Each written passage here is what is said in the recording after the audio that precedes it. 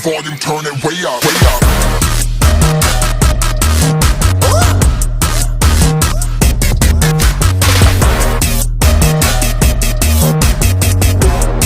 Yo, crank that volume, turn it way up, way up.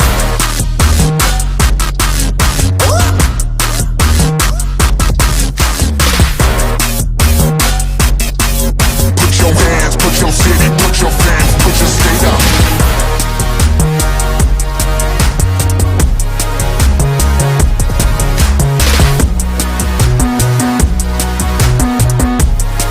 Yo, crank that volume, turn it way up, way up, way up, way up, way up, way up.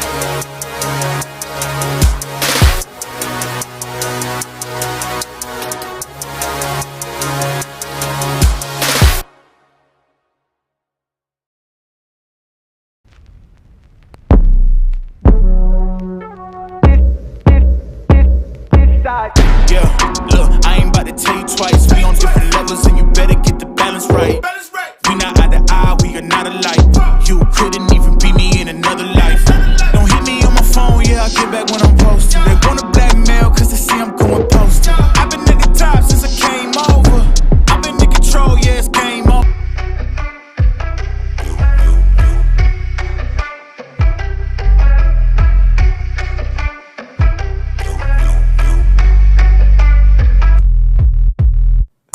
Hey, what's up, world? And thanks for hanging out with your boy here in downtown Mansfield at OH.Report World Headquarters for Season 3, Episode 11 here of the OH.Report Video Podcast, upgrading from the perfect 10 that we were last week. And as you see there, we are one of the top podcasts out there in Finland, Iceland, Uganda. I hear even Jupiter we're getting some hits as well. So this is a pretty big deal.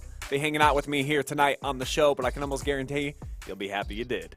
Because we've got a ton of great guests coming up here tonight. I'm flying solo yet again. Travis is out in Redbird country taking in some boys basketball action. So if you want to flip over, check in on YouTube Channel 4 or other Facebook. You can keep an eye on the Redbirds, and it looks like they're off to a great start in their home opener tonight. But how about this guest list? We got John Kurtz, Kyle Kurtz, Justice Thompson, Sam Wells, and Jarek Ringler of the Crestview Cougars basketball team. Just scored over 100 in a game the other night after scoring 80 the previous game. So they are in fuego out there on the outskirts of Ashland. We're going to check in on them about their 2-0 start. Also, a bunch of Buckeyes just entered into the draft, the transfer portal, rather. So that thing opened up in like a black hole. It just sucked in about, seems like half of the starting roster. So Lucas Wickiser of the Cleebus will join us to break down really what's going on in Buckeye country right now. What does it mean for the upcoming Cotton Bowl?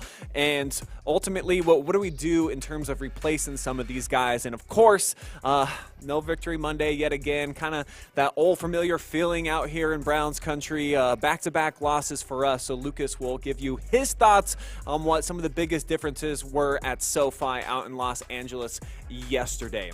Also, we'll have Adam Jardy of the Columbus Dispatch calling in. He is the Ohio State men's basketball beat writer for them. So off to a fantastic start. 7-1 overall are the Buckeyes. What is he seeing so far the Chris Holtman's team is bringing to the equation? And ultimately, you know what? Where does his team go from here? Do they feel like they're a Big Ten championship contender with a couple of the top dogs hanging out in there?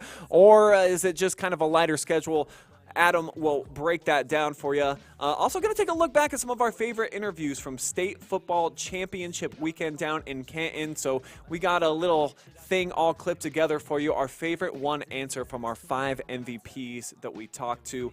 Plus, Tori Hollenbeck is back to give you her Monday Night Football pick that you definitely don't want to tell. Probably not a great-looking bet, but, man, the odds are astronomical. If you're looking to make some money, maybe throw about $5 on it. I wouldn't throw the whole collection plate out there, but we always try to take care of you here on Monday nights, at least let you know how your pockets can be a little bit lighter if you jump on board with some of our bets. But first, let's just begin the show with, if I may say, one of the great guys in all of high school hoops, maybe not just in the area, but around the entire state. He's a multiple-time district champion whose name really says it all, because what's cooler than being cool? That's right, ice cold, and we've got the one, the only, the Iceman, Taylor Iceman, joining us right now. And getting festive with us, Taylor. So obviously, you know, the holiday season is kicking in out there at your household, man.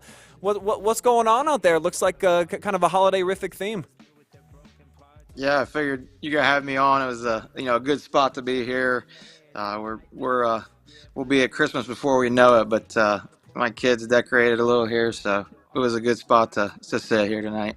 Yeah, it's a rare night for you to actually not have an event. So when you're kind of the unofficial mayor of a village, how do you spend your Monday evening when you don't got to be at the Cub Cave?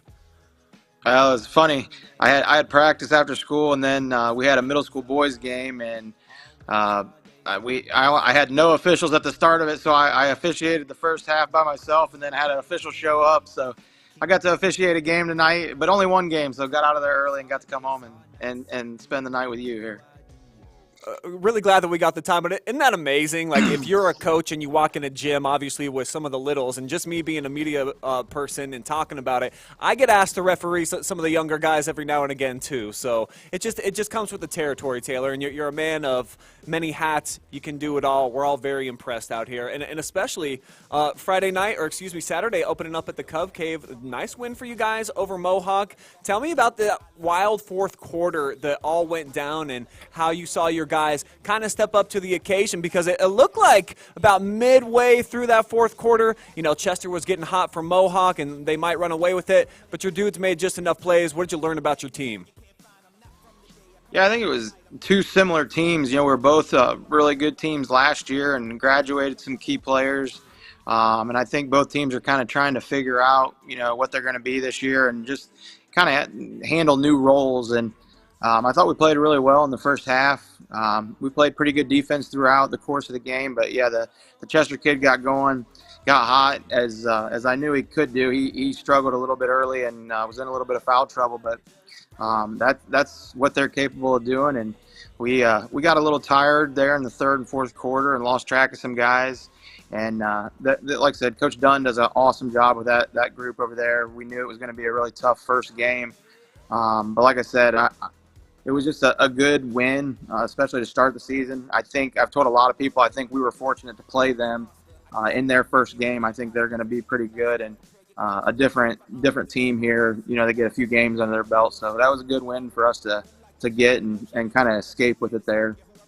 Yeah, great start. Anytime you can tip off the campaign and get a victory, especially at home. Never want to drop those ones when you're playing in the friendly confines. But you hit a milestone too, Coach. 1,000-point score. Logan Toms goes over that mark. So obviously it's got to be coaching. How much credit can you take for what the senior's been able to accomplish during these 4 years? Oh, all of it, and make sure, he knows that. But no, I've been fortunate to have, I think that Logan's my third or fourth 1,000-point scorer. And Logan's just the most humble kid. Jake Furr was down interviewing him today and was kind of talking to me, and Logan's just so different than the other guys. He's just such a pass first guy.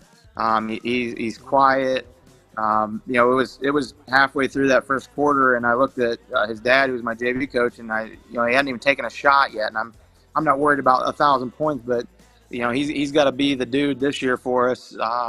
And we need him to do a lot for us. And like I said, he was out there kind of being passive and getting everybody going. But that's how he plays. He wanted to, have the game come to him. And again, it's just such a big milestone for him, and it shows the longevity he's had. He's played. This will be his fourth year playing for us. But he's going to have a chance to be the all-time leading scorer, and he's definitely one of the best to have done it at Lucas. Yeah, Logan Nicewander does currently hold the record, right? So during your tenure, you've seen that guy kind of eclipse that milestone, and then Logan right on his heels. How close is he? Do you know how many points does he need here in his senior year? I think prior to the start, he needed like 330 some. So he should get it. But one thing I did talk about tonight was with his brother Riley. We kind of assumed Riley was going to take that record from Logan his senior year, and then everything happened with him. So, Logan has had some injuries and things like that. So you take nothing for granted. Just go out and play and enjoy every game. And, I told the kids even after the win on Saturday night, I think we've kind of became a little spoiled and stagnant. We kind of just expect to win. And I wanted them to celebrate that win because, like I said, it was a good one. And sometimes we take it for granted. And you only get to play high school basketball one time. So, I kind of told them, hey, let's enjoy this and have some fun. And like I said, celebrate the win and celebrate Logan.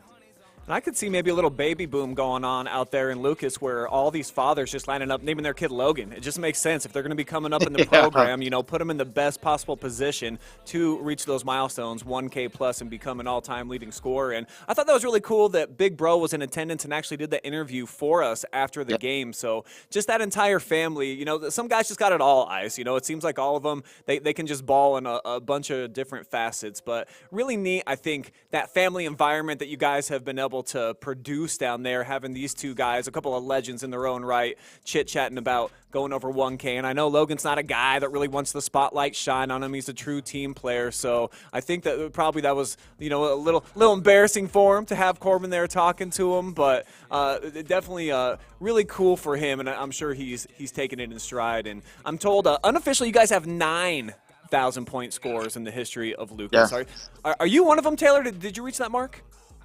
I did not. I played quite a bit, and when I was young, we had really good teams in front of me, so I didn't get to play as a freshman. I played my sophomore through my senior year, and I didn't. But like I said, we had really good teams. They made it to regional finals, and in the early 2000s, end of the 90s there. So we like I said, it was more of we had really good teams. That, like I said, I tell all these guys, I'm a better coach than I was a player. So, do as I say, not as I do, or do as I did there. So. Yeah, I'm sure you still got a jumper though, Coach. Like let's not poo-poo it. All right, you can still ball. I'm sure if we put you out there on the court. But Coach, we know that you can definitely do that. And your next three though, they're on the road. So from your perspective, do you like that challenge a little bit more when you have to go away from the friendly confines? Where usually, your guys are going to be up. They're playing at home. They got their friends in attendance. Grandma, aunts, uncles, all that. That's going to be going on. So do you kind of feel like you need to step up your game a little bit when you go on a road and be a little bit more dialed in, more prepared? Yeah, I don't mind doing it, especially early in the season. Sometimes it's good to just kind of get away and just be, it's kind of just you and the team when you're on the road. Like I said, we're obviously going to have support, but, it's just kind of nice to be able to go early on in the season. We're still trying to figure out who we are. Some guys learning their roles. I've got 3 guys back from last year. I kind of know what I have with those guys. But, everybody else figuring out their roles and how we're going to, fit together is big at the beginning of the season. So, just going on the road kind of helps that. It's never easy to play in somebody else's gym. We'd obviously rather be at home just to help with shooting and things like that. But I think we can learn a lot about ourselves here early on, traveling to some tough places to play. So it's always good. I'd rather have them early than late. Rather finish the season at home in some of the bigger games when teams are comfortable and more established. So we'll take it, and we're going to go out and hopefully we can learn a little bit about our team, but also win. And coaches, we're getting ready to segue here into our state championship football segment. I got to ask you, just how big of a shock was it to have your football leader, Scott Spittler, after 15 seasons walk away? Because you're not just the basketball coach or the AD. So, those are some big shoes to fill. That's almost like a Vince Lombardi out there where you're from. Yeah, Coach Spittler, I can't say enough good things about him. When I first started coaching at Lucas again here, I was on the football staff with him. Learned a lot from him before I became a head coach. And I was a little surprised at the timing, but he's obviously deserves everything that he gets. And we were so fortunate to have him. And, there's so many schools and programs, no matter what sport, that are trying to figure out how to win and go about things. And we got to see firsthand. We got to have everything right there in front of us. So, we know the blueprint. It's just a matter of, trying to keep that going. And again, like I said, I can't say enough good things about him. He's still going to be teaching at Lucas, just stepping away from football. It was just time. He's obviously put his time in, and he was ready to be done. So we're going to miss him, but we'll obviously celebrate him. And obviously it was quite a run, and it was the golden era of Lucas football. And like I said, we hopefully we can keep it going. I'm a dad as well as a coach and administrator at the school, so we started at the Pee Wee level, and our kids do what the varsity kids do, and they learned how to do all that, and I hope to, kind of keep everything in place, but we'll have to see what direction we go. Yeah, he's certainly going to be missed around that community, and I know for me, just not seeing those big, bulky calves exposed every Friday night, even if it's 10 degrees out there and they're playing in the middle of November. So we definitely salute everything the coach was able to do. And I guess before we cut you loose here, Ice, you got any names floating around? You want to break some news for us? You considering anybody for the job? No, we haven't done a whole lot with it yet. We're just kind of trying to get through some other things here, get the winter season started, and then we're gonna dive into it here probably even this week. I was actually just talking to our principal and superintendent today about it. So, like I said, it's a whole process. But if I told you any names, I'd be lying because I don't have anybody right now, but we'll see what happens. All right, Coach. Well, if you hear anything from anybody out there at Santa's Workshop where you're hanging out tonight, you definitely you let me know on a little private text. I won't tell nobody, I promise, man. Taylor Iceman of the Lucas Cubs basketball team. Thanks so much for joining me, buddy. Thanks for having me, bud. Anytime. Yeah, definitely one of the great guys that we have in sports here and around the area. And you always love people to come back home, like that are a part of the community already. They got their ties there, and that's everything that ICE embodies out there in Lucas Cubs territory. So, it's a big family out there, and we're just we're blessed to death to be a part of it out there, being a part of Lucas Cubs sports as we have been the last few years. And the last several years, under Scott Spittler's tutelage, it was Lucas competing, trying to get to state championships. They did it once back in 2019, losing, though, to Marion Local, who won it again here this last year. And OH.Report, we were on the scene for 5 of the 7 state championship games that went down last weekend at the most perfect venue for high school state championships, in my opinion, Canton, Ohio. They got it right for sure. OHSA is killing it out there. Unbelievable venue, and we had some great interviews with some most valuable players. So here's a new edition of Talk of the Town with those 5 MVPs that we took for the state championships. Had one of the biggest plays of the night, a breakup in the end zone on 4th down to clinch a 7-2 victory. First of all, Dorian, so many times you've been in this position and unable to finish. You have in the night. You finally get that state championship. How does that feel? Man, it feels great, man. We was looking for it. Our whole town behind us, man. We loved them to death. I love my team, my whole senior class, everybody on the team. I just wanted to do it for them, and we made it done, first in history. How does it feel knowing that you set a record on that kickoff return? I did? Yeah, it was longest in D6. Oh, really? Well, it feels great now that I know that. Defense wins games. That's the biggest part. Our philosophy of our defense is speed and execution. So, yeah, defense wins games. We knew we just had to work really hard on defense. It means a lot to me.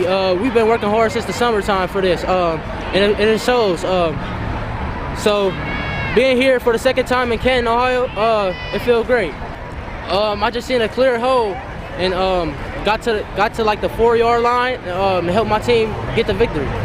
Well, it feels great, Like I said, working hard in the summer, it shows how I worked hard in the summer, and it paid off. I mean everything. Since day one, this was our goal to get our 3P and win a state championship again. I mean everything. I want to put most of the credit on them guys up front. Casey got back. He can run like he used to. I just wanted the whole team, did a great job today. Defense, everybody. I mean, it obviously means a lot, but we don't really try to look at that. We try to take every week by week, and one game at a time, so we don't get too wrapped up in all of it, and we just try to focus on what we have to do that game, and we can think about it in the end. Coach, talk about that. About what other people now look at you and say, American. Yeah, like I'm a coach's son, so he brought me to all these games, and I really wanted to do it. As a coach, that's what I dreamed of doing, and then when I did it, like it was empty. Like if that's if that's your goal, if that's just everything. I mean, it's just like, all right, that was fun, but like so then you just have to, and I learned this a long time, and then you have to switch gears. Like it's about, like Kyle said, the week and just the journey and the grind, and these guys spend a lot of time in the locker room, a lot of time in the weight room, and the older I get, it's like that's what football's about, right? The locker room, the weight room, and just the bus rides. I mean, that's what they're going to remember. Yeah, they're going to remember some games, but just the brotherhood, like that to me is everything. I guess when you win 14 titles since the year 2003 straight, that there is a little bit of emptiness at the end of every victorious chapter. Almost 50 consecutive wins. That's so crazy to me, and it just shows me, you heard Coach Tim there talking. Definitely a lot of Urban Meyer coming out in him, just letting you know that for some guys, enough is just never enough. You're always looking to get that one rung up on the ladder, and clearly it's paying off for the Flyers. Maybe the most dominant football program in any state at any level since the turn of the century. So it also shows you just kind of like how little parity there is kind of at the top of the charts in high school football, and covering all those games and just going through and scrolling through some of the comments. There's a lot of back and forth about obviously the recruiting that goes on at some of the private schools. Like you see St. Ed's again winning it. They just repeated. Toledo Central Catholic, they just won 2 in a row. They've got an unbelievable program. Kirtland just won their 7th state championship. So maybe some rule changes need to come. I think OHSA gets it right for the most part. They're considering maybe even having an extra level in an 8th division. So we'll see if that comes. But I don't think there's any question that the story of the weekend came Thursday night in the Division II opener for the state championship weekend. How about Massillon, Washington? Getting that monkey off their back, man. It's been a long time. They hang up all of the state championship banners out there when it used to be just AP voting, and they've even got some national championships voted on again by some sports writers. But they've been to the championship game, never won it before. 0-6 prior to knocking off Hoban. So 7-2. Like, what a way to win on the very last play, getting that batted ball. Wow. Very, very cool to see the Tigers and their fans get a taste, a little bit of success. More than that, getting that state championship that I know they have been working for so long. All right, let's shift gears now and talk about a team that might be state championship caliber in boys basketball. At least that's how it looks through the first couple of games, I should say. The Crestview Cougars with John Kurtz, I mean, they have come out sizzling, putting up points in droves, making some history over the last 2 weeks, and they called in just a couple of hours ago right after practice, had a chance to talk with 3 of the players, Kurtz and then his son, the other Kurtz, about just what's it take to build a program and what was it like scoring 105 points the other night. All right, we are going to be joined now by 3 members of the Crestview Cougars record-setting basketball team, along with a pair of Kurtzes. That's right. We've got both John and Kyle hanging out with us, along with Justice Thompson, Sam Wills, and Jarek Ringler, coming off of a crazy performance, fella. So that's why I wanted to talk to you today and just see, what's in the water out there in Crestview right now on the outskirts of Ashland. John, what got into you guys the other night? Well, they pressured us, which we had seen Friday night with Mansfield Christian, so we were pretty ready for that pressure, and, we made shots. They made shots, and luckily we were able to hang on for the win. Have you been in a game before where your team scored in triple digits? Yeah, a couple times before, but I don't know that I've ever been on a team that's given up 94, I should say. Yeah, I think it was even 95, Coach. 94, you're right, according to the official record. So that's probably the highest scoring game that I've personally seen go down in the area here in a long time. So, Justice, you popped off for 39 in that game. Tell me about your mindset when you're seeing other guys coming up and scoring, the scoreboard just going crazy, and you feel like you got to keep up. What was it like for you as an offensive player on that night? I just knew every time they scored that we needed to get back and get back at them and then get back on defense, and we didn't do that very well, but we will get better at that. And 4 guys on the team actually scored 20-plus points, so that's another thing that I don't remember seeing before. So did everybody kind of feel like they were in offensive zone that night? Yeah. I think 4 of us combined for 100 points, so, yeah, we did really well offensively.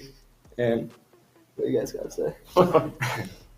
So, yeah, fellas, playing in a game like that where it's going back and forth, they're pressuring you, they're getting up and down, I imagine you've never been anywhere close to that. So is that probably one of the most fun times you've had playing at home? Crowd's probably going wild. Unfortunately, it's like the Wilt Chamberlain 100-point game. I don't have any video of it. I haven't seen it yet, so I'm just trying to hear as many details as I can, what it was like out there on the floor for that one.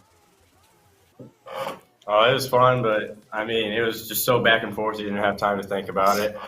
We were just going up and down, shot for shot, which isn't good. We got to work on our defense getting back, and that's what was really keyed in on practice today, just playing together. And 185 points through 2 games for you guys. So you got it done on opening night, too, against a Mansfield Christian squad that I'm over there one day a week. They felt like they got some dudes, and they got a pretty loaded roster. So how key was that victory for you on opening night, putting up an 80-burger in that one to kind of lead into the weekend in that offensive outpour that you had? I feel like we just all had to play as a team that first game. We really had to move the ball around. None of us could have done it by ourselves. We did a good job passing it around. I got to imagine big expectations for you guys coming off the season that you just had a season ago, breaking records, first one to win a conference in like a couple of generations. So expectations probably as high as I've ever seen them out in Crestview for basketball. So how is it stacked up for you through your eyes so far through a couple of games? And ultimately, like, what's the outlook out there? How good does this roster feel like it can be? Well, we know that we have all the potential to be good, but that doesn't matter unless you actually execute, and you just want to know every week. And every team you play, you just want to give it your all and go hard, because anyone can knock you off and everyone's going to give you your best. So we just want to come to practice hard every day. And every team's the best team we're going to play. Now that you guys are getting into league play coming up here in your next one, South Central, how does the mindset start dialing in a little bit different when you're seeing teams like the Trojans popping up on the calendar? I mean, we can't judge them about how they're going to be. We just got to play one game at a time and focus on who we're playing. Is that one of the top rivals that you guys have? Obviously, they're in the Firelands Conference, but I'm not really sure. I think St. Paul in football for you guys has kind of become that team that you eyeball on the schedule. Preseason in the Firelands, who are you identifying as the team that maybe is the biggest rival that you get the most up for? I feel like we got a good competition with St. Paul and Mapleton. I feel like they're going to be pretty good this year. They got a good amount of seniors and good upcoming players that we can battle with. What is the outlook for the Firelands this year? Do you guys feel like you're definitely the top dogs? I mean, you're coming in, you're the defending champs, so until they knock you off, you're obviously the ones to look at. Is that the expectation, though? You feel like you're the favorite in the league?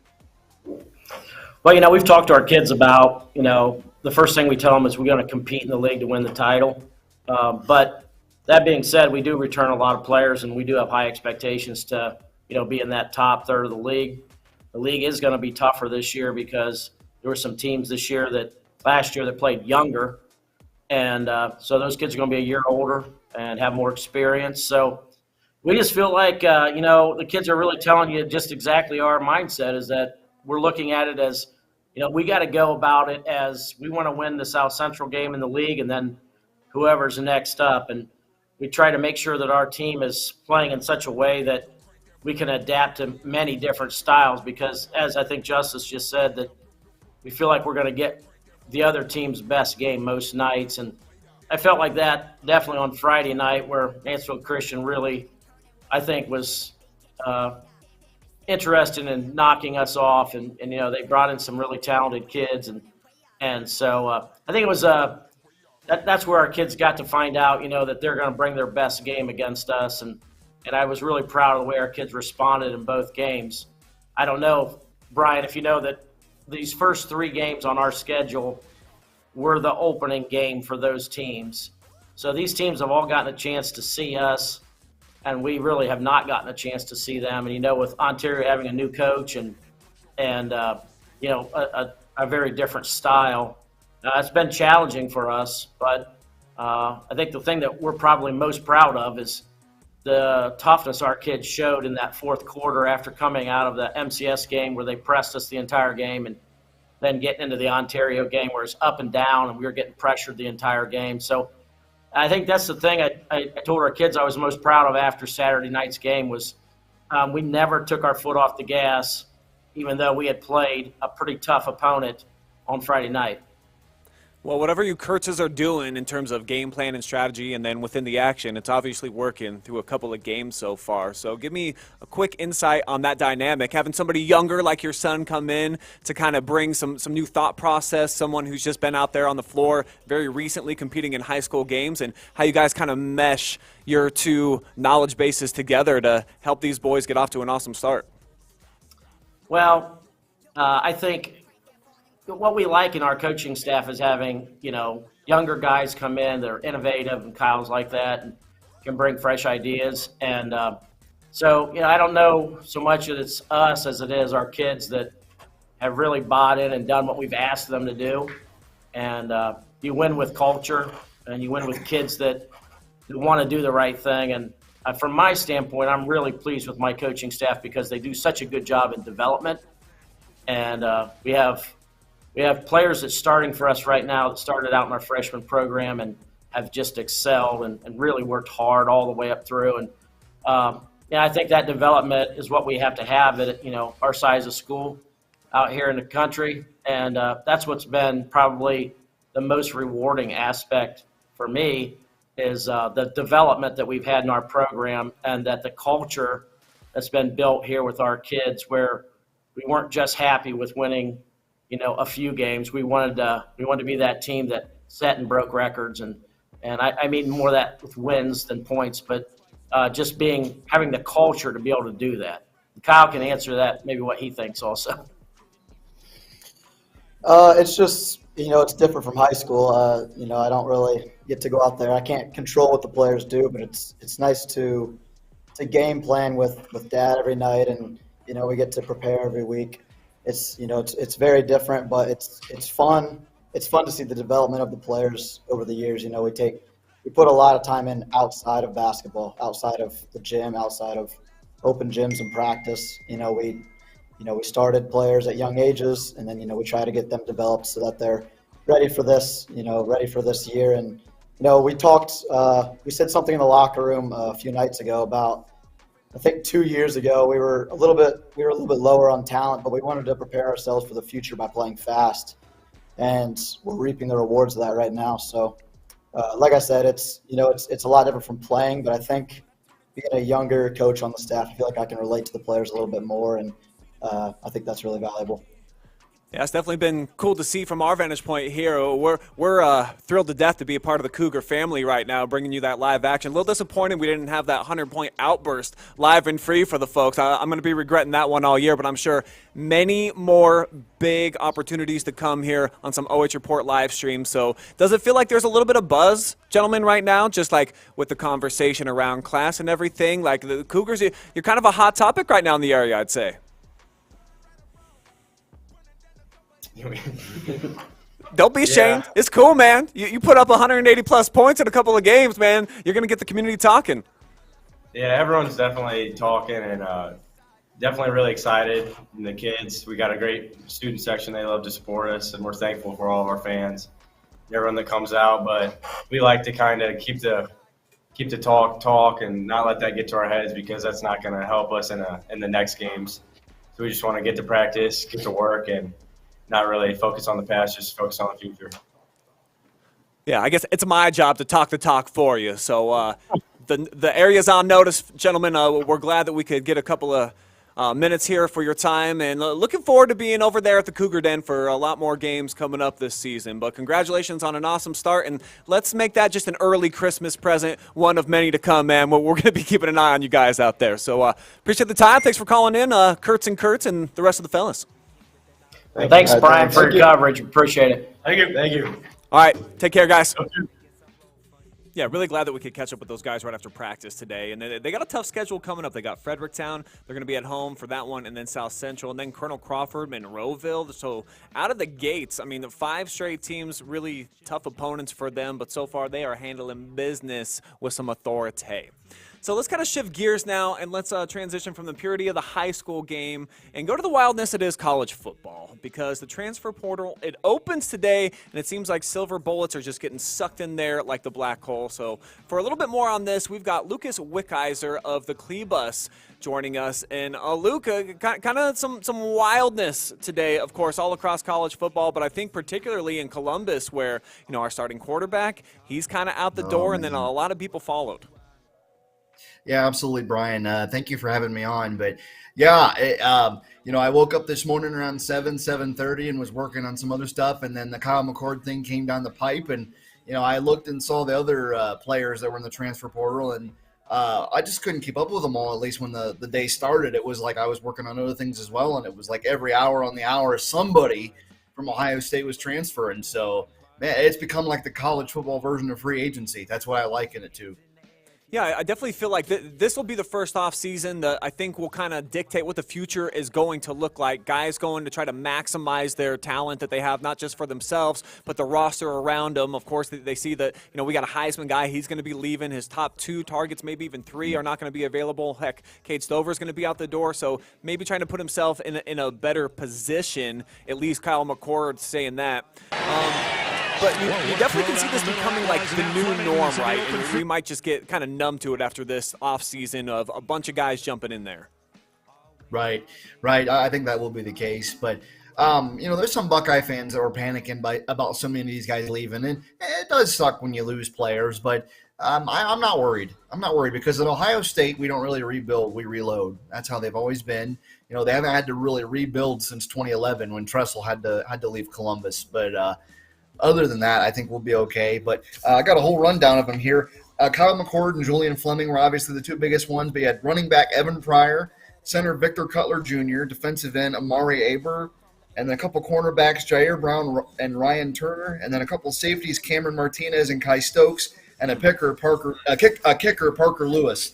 So a lot of these guys, I don't think a lot of them saw starting action. So I don't blame them. I mean, when you're Ohio State, you're loaded full of talent, and there's always going to be odd men out somewhere. So, but I think Ohio State will be okay. Yeah, it's really interesting, though. These guys that are in the transfer portal, there's no rule against them competing if they want to in the Cotton Bowl. So I'm curious, where do you think this leaves us with Kyle McCord and some of those other holes coming up, not just for the Cotton Bowl, but kind of the future, particularly at that quarterback position?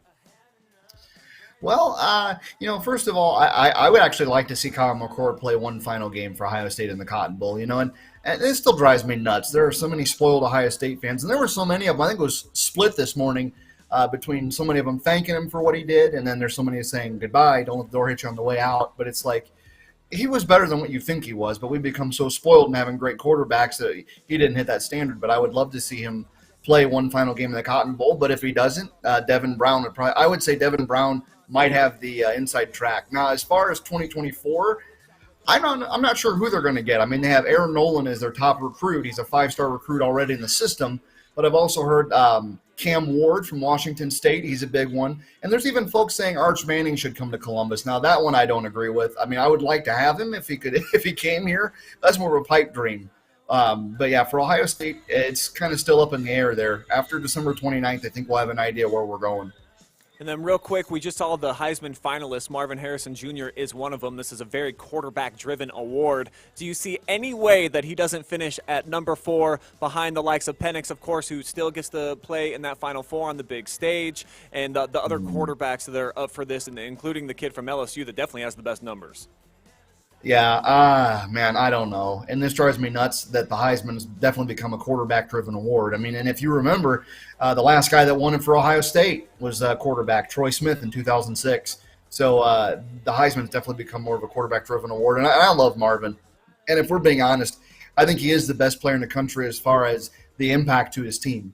Because there's so many of these guys you could take them out of their team, and it'll be an effect on their team, but Marvin will literally make any team dangerous. If he played for anybody else aside Ohio State, he would have made them dangerous. But I don't think there's any way he wins it. I'd love to see him win it. It'd be amazing. But I think just being there is an honor for him. So, and I'm sure he'd actually much rather be where J.J. McCarthy and the Wolverines are playing for a ring. But it's still a great season for him and a great career. So, but I don't think he wins it.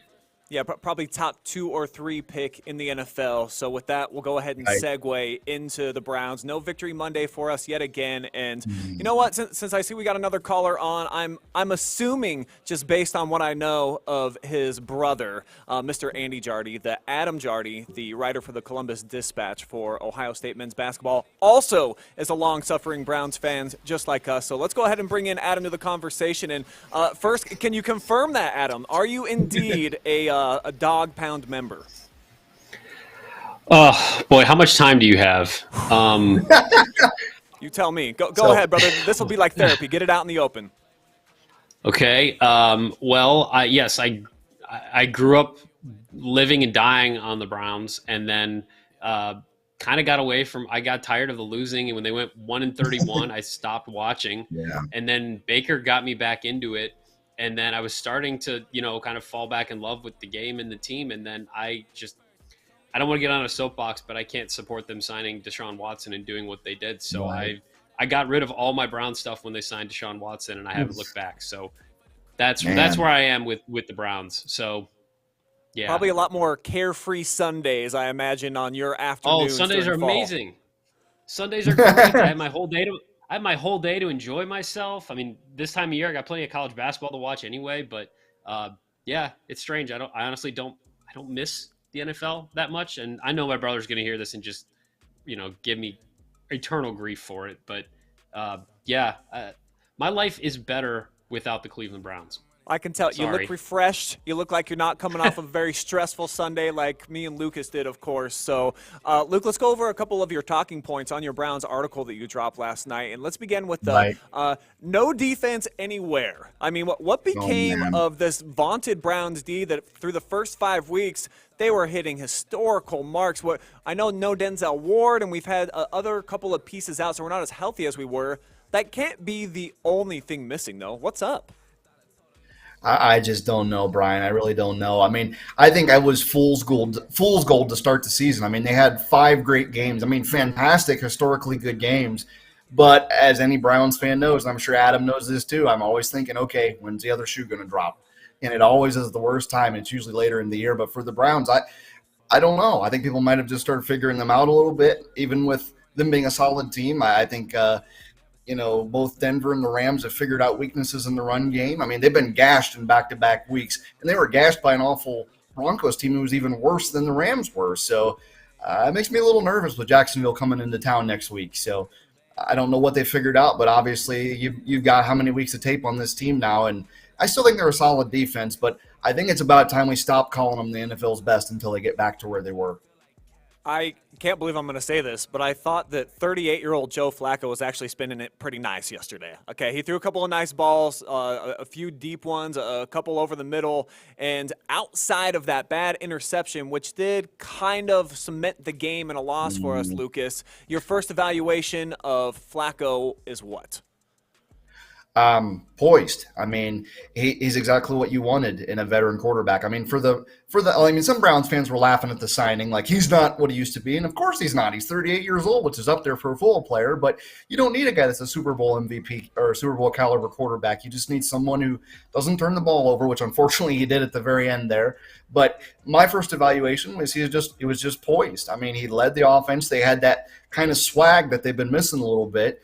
And I think he deserves another start and maybe to start the rest of the year, depending on how he does against Jacksonville this next week. So overall, minus the one interception, he looked pretty solid. I like that. I liked what I saw.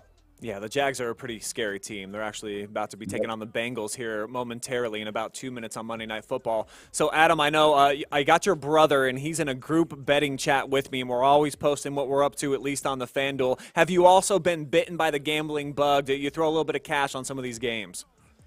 Man, I'm not trying to be the contrarian on this episode. I apologize, but no, I haven't. I actually don't even know, like, legally in my job if I would be allowed to be gambling on these things. So I have just this year learned how to look up the line for games because I have to do a how to watch and here's the line, story for each Ohio State basketball game. So that's the extent of my knowledge. The day before the game, I know what the line is, and that's it. But Andy's having a great time with it. No, he's stacking a few chips, which is not the norm for a lot of people that get involved with this at first. So this may look kind of like a little bit of like Chinese or some graffiti to you, but we're going to show you. We always do a Monday Night Football bet, and we're very unsuccessful here, Adam. So here's my wife's pick. So since we couldn't get it right over the last several weeks, we're going to show you the parlay that she put together, and you tell me what you think about this. I know it's got great odds. It's going to pay out really, really good, but at the same time, a lot of things have to happen. Okay, so you understand the betting lines. It looks like she's got Trevor Lawrence, a couple passing touchdowns. Christian Kirk, he's got to go over 60. Also got to get into the end zone.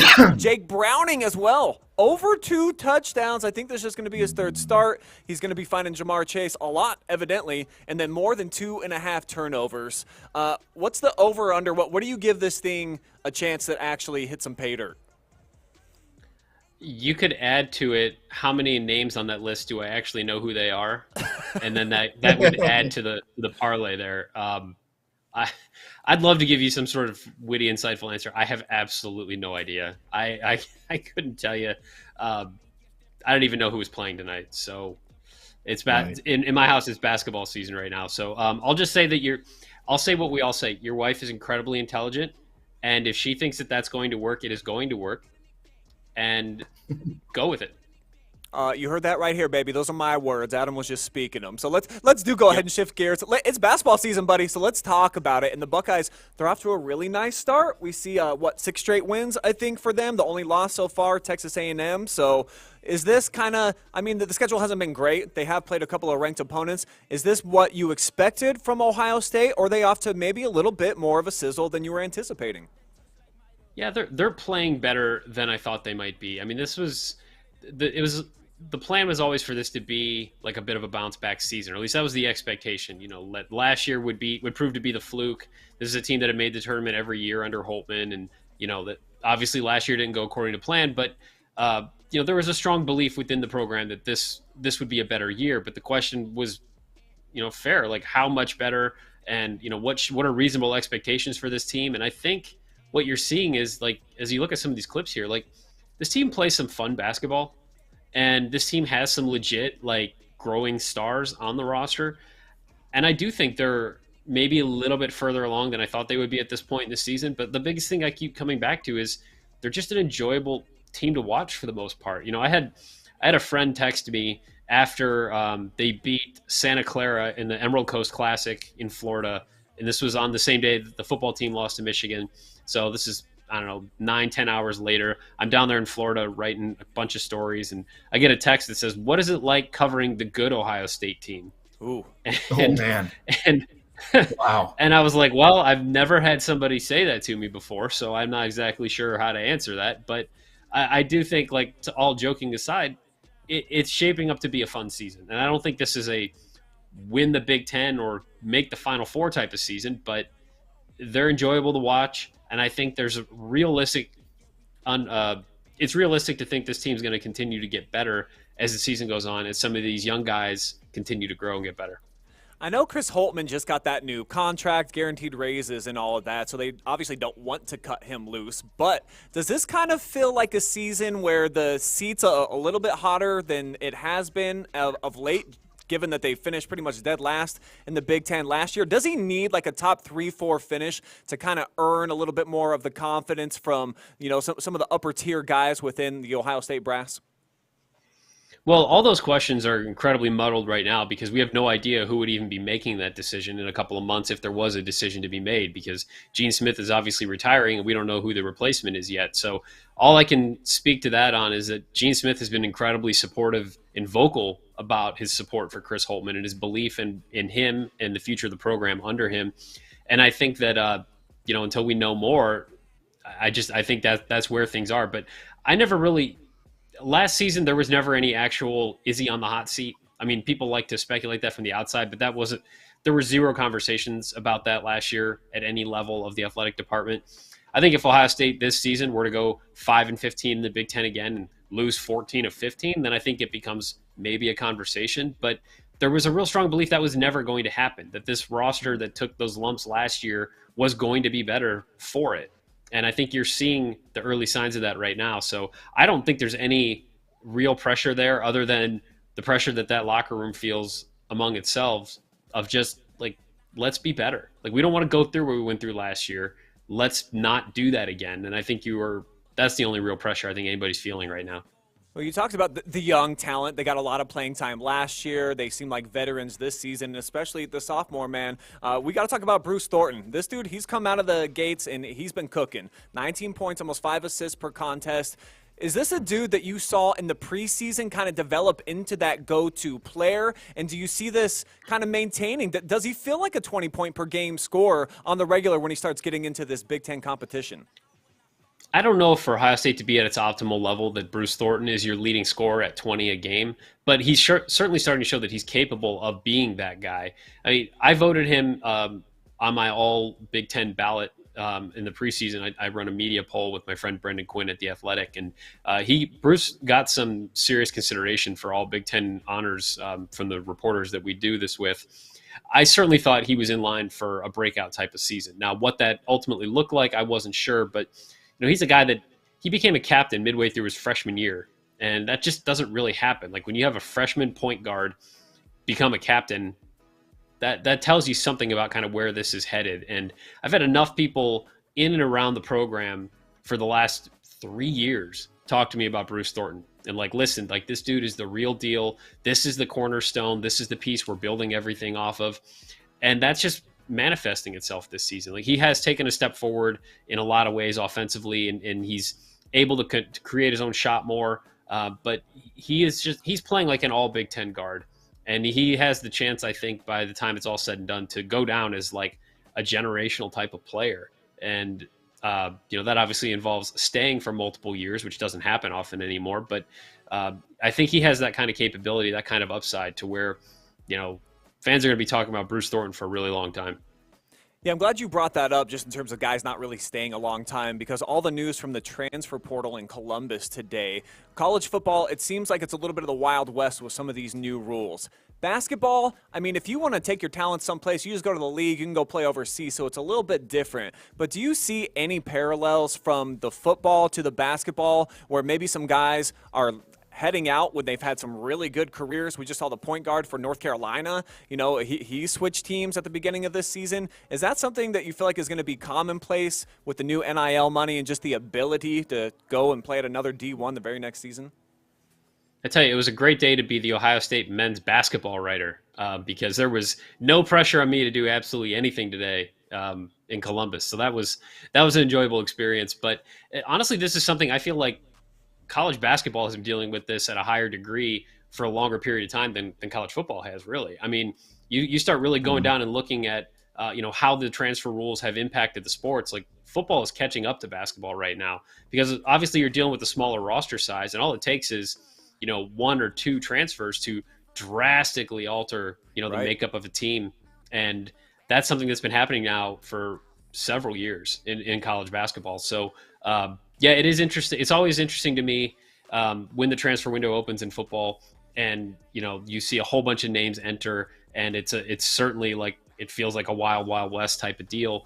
That's really what college basketball has been dealing with now for several years, and you start to eventually it just sort of becomes commonplace. Like you're sitting there yesterday and you're looking at Dawson Garcia scores 36 on Ohio State, and you're going, well, what was his backstory now? And you're like, oh yeah, he was at North Carolina, and oh yeah, he was at Marquette before that, and he was like a top 10 recruit like 4 years ago. And so, it just becomes more normalized, and I think that's what we're going to see. It'll find its level a little bit in college football. College basketball is still kind of getting there. Yeah, it's definitely going to be interesting to watch and see how just the whole evolution of college sports continue to trend, because we're in the infant stages of what could be, a very interesting looking future, Adam. So at least for you, congratulations on being on behalf of the good Ohio State team, which hey, if we're going to be 11-1 in football, we'll take it, right, man? It seems like some really green pastures in Columbus right now. Well, and again, not my words, but that is, I did have a buddy text me that, and it's just, I've been laughing about that now for like 2 weeks, just that concept. It's a fun time. I genuinely love college basketball. I got a great job, and I'm excited to have a fun team to write about after, kind of what we all went through last year. So yeah, we'll see where it goes.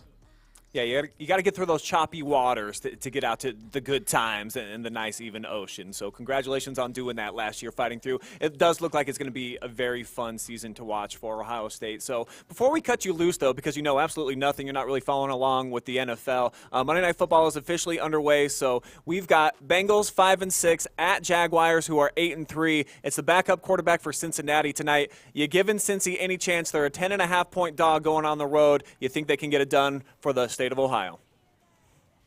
No. And I'm going to say that because Cincinnati never comes through for the state of Ohio. Whenever it comes down to it, it's either got to be Cleveland or Columbus that has to get it done. And we saw that in the Eastern Conference Finals of MLS this past weekend, where the Crew came back from 2-0 down to take down FC Cincinnati in one of the most epic collapses and comebacks in Major League Soccer history. And huge win for my hometown Columbus Crew. So I don't have faith in Cincinnati to ever come through when they need to in a professional sporting event. Congratulations, man. Well put. And, hey, stay away from the Browns. It looks like you're doing well, just fine without them. And then, of course, keep the betting apps off of your phone. It just seems like you're just a much happier version than when I see your brother. He's a little bit more stressed out, talking about, way too many over-unders that he's trying to hit on the night. So it looks like you're doing the right things in the Jardy family. Well, the good news is that it's coming up to, Christmas season. And if he's making all this money by betting on sporting events, right. I'm excited to see what records I'm going to get for Christmas from him. So, if I had if I actually had intel, I'd be giving it to him because I want to see some more vinyl under that Christmas tree.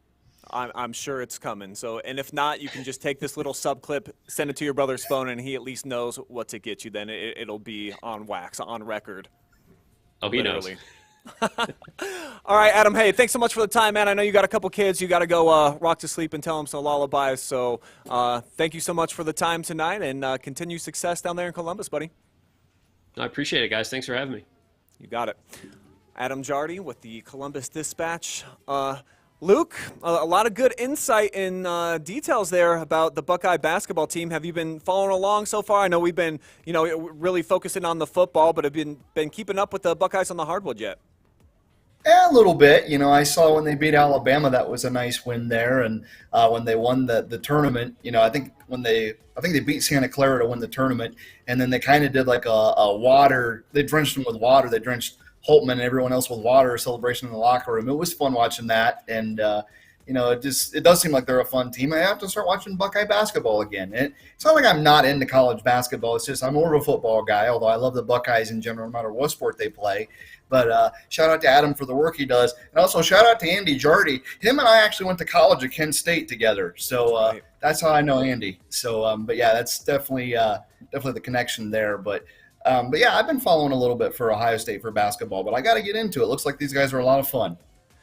Yeah, well, we'll see if they're able to keep it up. 7 wins in their first 8, and they've been off to some nice starts. You look at some of the guys, some of the teams that they've been playing so far, and it hasn't been, a full wrecking crew. Oakland, Merrimack, Right. Western Michigan, Santa Clara, Central Michigan. They did just beat Minnesota in the Big Ten opener, but we'll see if Coach Holtman, with some of these young guys who seem to be evolving, can take their game to the next level. All right, Monday Night Football. Cincy on the road. Obviously, we got the Jaguars coming up next week. Do you feel like it's better for Browns fans if the Jaguars are coming in, kind of angry off of a loss, but that means that they didn't play so good? Or do we want them to win coming up feeling like they're all high and mighty?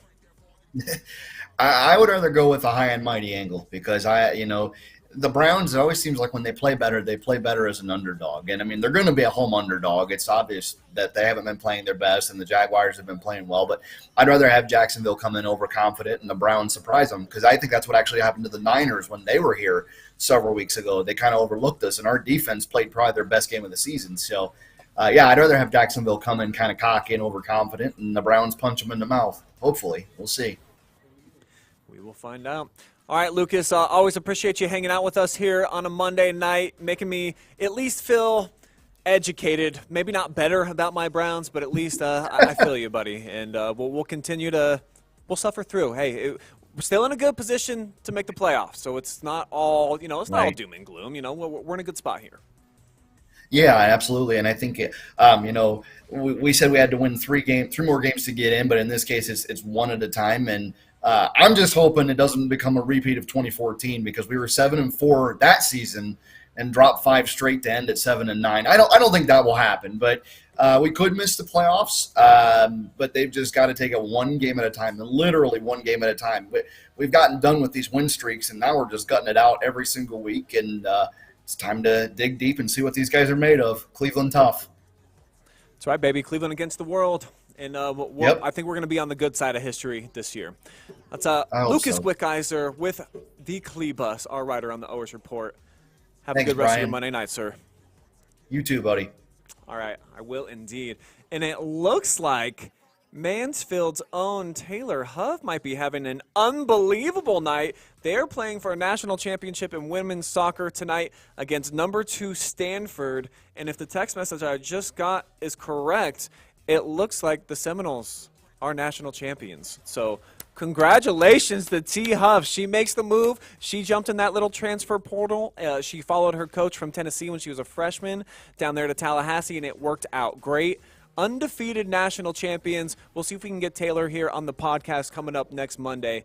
5-1, the Seminoles beat down Stanford too. So what a great accomplishment for, and I've had this debate with a few different media members from around the area. Is she the best individual talent that Richland County has put out ever as an athlete in one sport?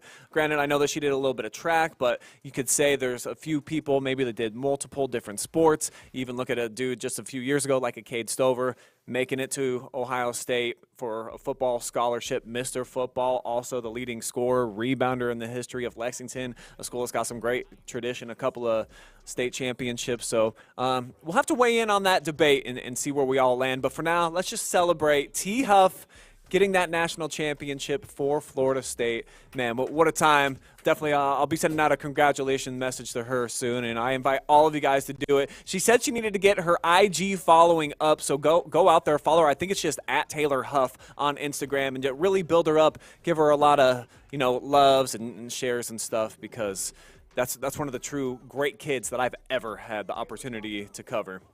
What's that? Taylor.Huff on the IG.